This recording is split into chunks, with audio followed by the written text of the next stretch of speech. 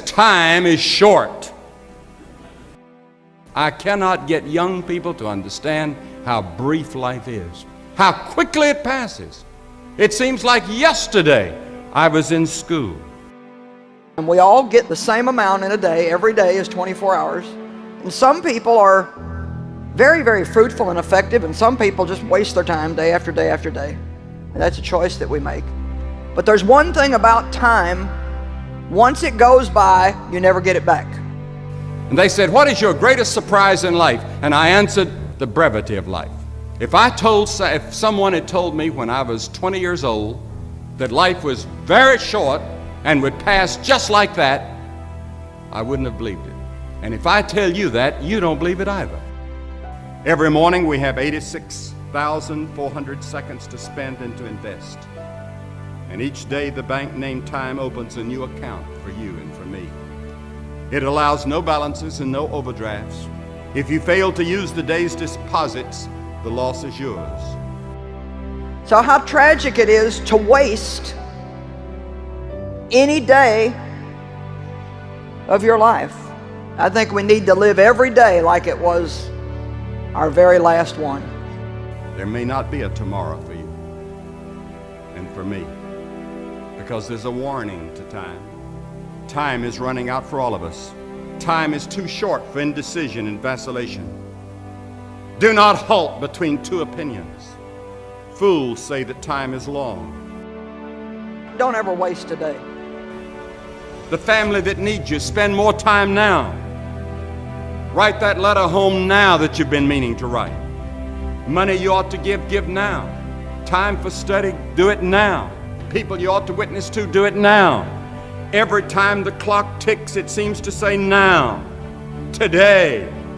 You know, I think if I had life to start over again in seminary like you are here, I'd write down my priorities in life. And I'd get committed to certain priorities. I'd try to carefully plan my life like Albert Schweitzer did. I admire that part of his life, where he carefully planned it. And then he lived according to that plan. I just became much more aware of time and how foolish it is to waste any day that you have and live it to the absolute fullest that we can live it. So I want to just give you a few things that I think will help you maybe get your day going in the right direction and maybe affect the whole rest of your day. And I hope it helps you every single day of your life. What are some of your mornings like? Do you go to bed intending to get up and spend time with God, but then when the alarm goes off, you hit the snooze? Then you hit the snooze again, and then you hit the snooze again. And then you've laid in bed too long, and so then you get up, and of course now you have no time for anything. And you're in a frenzy, and you're in a rush, and so that makes you grouchy.